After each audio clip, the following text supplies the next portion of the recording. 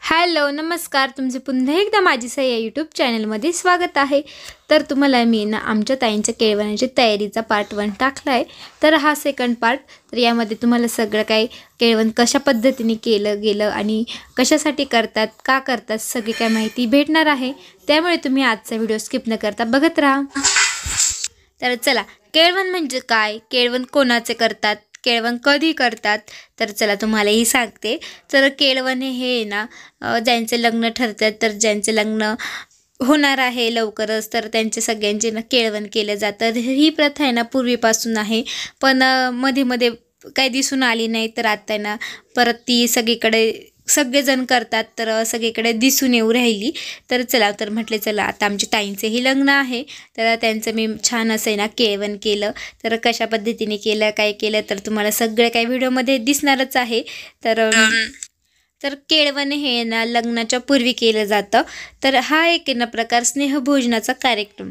तर सगळ्यांना आहे ना ह्या निमित्ताने आपण घरी बोलवतो, तर आपले नातेवाईक, नववधू अथवा ना जे नववधूंचे आईवडील असतात त्यांच्या घरच्यांना सगळ्यांना ना जेवणाचं आमंत्रण दिलं जातं। तर छान असे ना त्यांच्या आवडीचे पदार्थ त्यांना खाऊ घालतात, त्यांना छान असं आहे ना त्यांचा मानसन्मान करतात, भेटवस्तू देतात।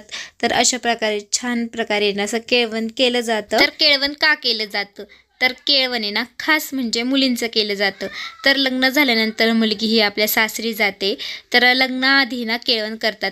तर लग्नाआधी केळवण का करतात, कारण मुलगी ही लग्न झाल्यावर सासरी जाते, तर त्याआधी ना सगळे काही आपल्या मुलीचे लाड पुरवले जातात। तर सगळे ना नातेवाईक, सगळे घरचे ना आपल्याला ना त्यांच्या घरी बोलावून ना छान असं आहे ना स्वयंपाक करतात, तर आपल्या आवडीचे पदार्थ करतात आणि आपले लाड पुरवले जाते। तर हे म्हणजे केळवणच्या दिवशी। तर मीही छान असं आहे ना आमच्या केळवण केलं। तर तुम्हालाही कसं वाटलं कमेंटमध्ये नक्की सांगा। तर छान अशी तयारी झाली होती, तर ते आल्यानंतर तुम्हाला दाखवलं। त्यानंतर तर रेडी झाल्या, तर देवाची पूजा वगैरे केली आम्ही, त्यांचं छान असं औक्षण केलं। तर चला व्हिडिओमध्ये बघत राहा।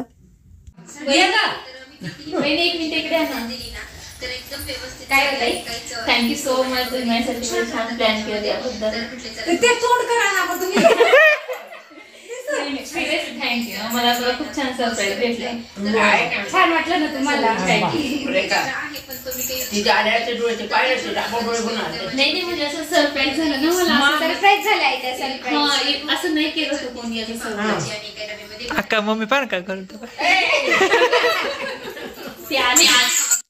तर त्यांना काही आयडिया नव्हती, तर ते आहे ना आता लग्न आहे तर सुट्टीवरती आले आहे, तर त्यांना छान असं मी सरप्राईज दिलं। तर त्यांनाही खूप छान वाटलं। तर सगळेजण आम्ही आज सगळी फॅमिली आमची सोबत आहे, तर तुम्हाला सगळ्यांना ना आम्हाला सोबत बघायची इच्छा होती, तर त्यांना ना सुट्टीमुळे जमायचं नाही, त्यामुळे तुम्हाला काय आम्ही दिसलं नाही। तर आता केळवणामुळे ना सगळे काय आम्ही जमलो, तर तुम्हालाही छान वाटलं ना, तर आम्हाला खूप छान वाटलं त्या दिवशी। तर छान असे ना आम्ही मेजवानी पण तयार केली होती। तर काय केलं होतं, तर मस्तपैकी पनीरची भाजी, डाळ भात, तर श्रीखंडपुरी, वांग्याचं भरीत, तर पोळी, तर असं सगळं काही ना छान अशी मेजवानी मी तयार केली होती। आणि आता सगळे काय ना आमच्या ताईंचे लाड पुरवत आहे, तर आम्ही खूप सारे फोटोशूटही केलं। आणि छान असं आहे ना मी मागे सगळे काही नारळाचे पानांचं आहे ना, केळीचे पानं, तर सगळे काही केळीच्या पानांचं डेकोरेशन केलेलं आहे। तर सई पण आहे ना सईच्या आत तुला मस्त खाऊ घालते, आणि छान असे सईने पण खूप छान छान फोटो काढलेले आहे।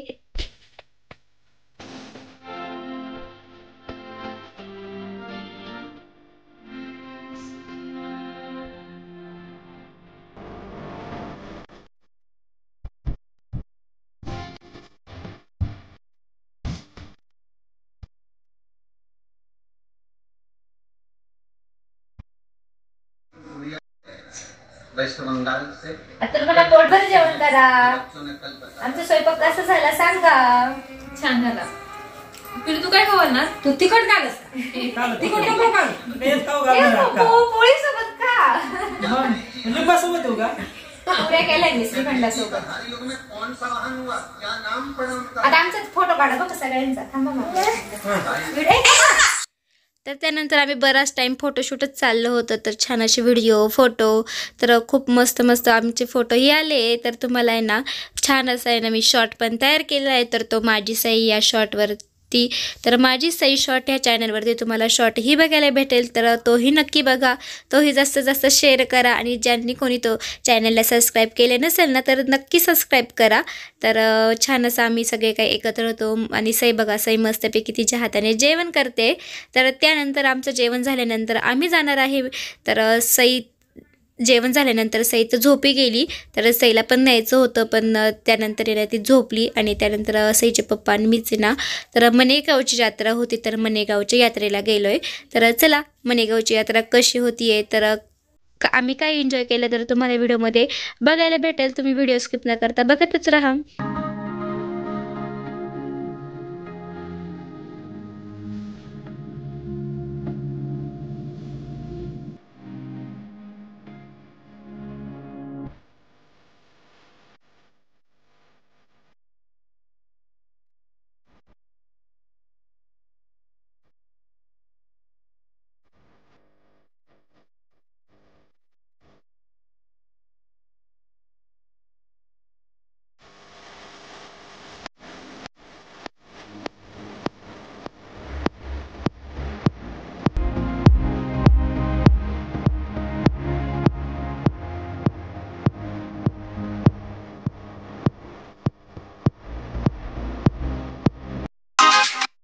तर आमच्या गावापासून आहे ना हे मंदिर काही जास्त लांब नाही आहे. तर 15-20 मिनटांमध्ये आम्ही पोचून पण गेलो. आणि आम्ही गेल्यानंतर भरपूर अशी गर्दी होती.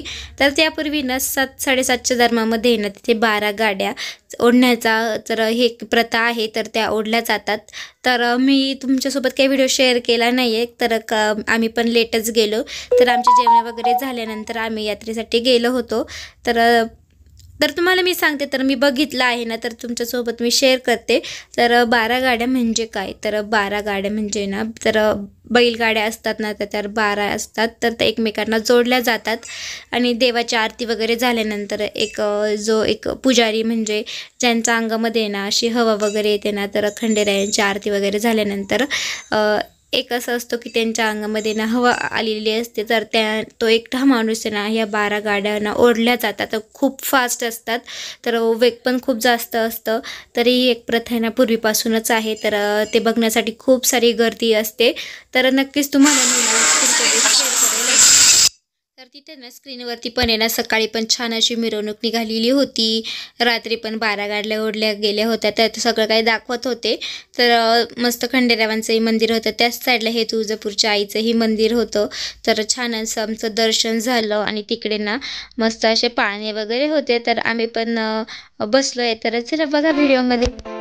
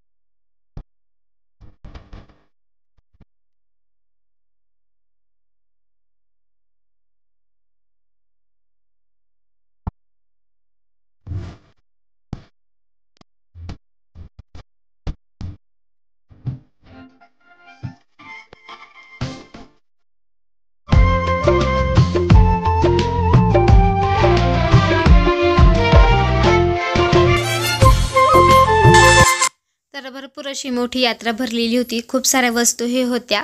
तर आता मी घरी निघालो, दर्शन पण छान झालं आणि तिथे ना सगळीकडे ना असे जिलेबी, गुडीशेव, रेवड्यांचं आहे ना यात्रेमध्ये भरपूर सारे स्टॉल असतात. तर आम्हीही येताना आहे ना मस्तपैकी घेऊन आलो.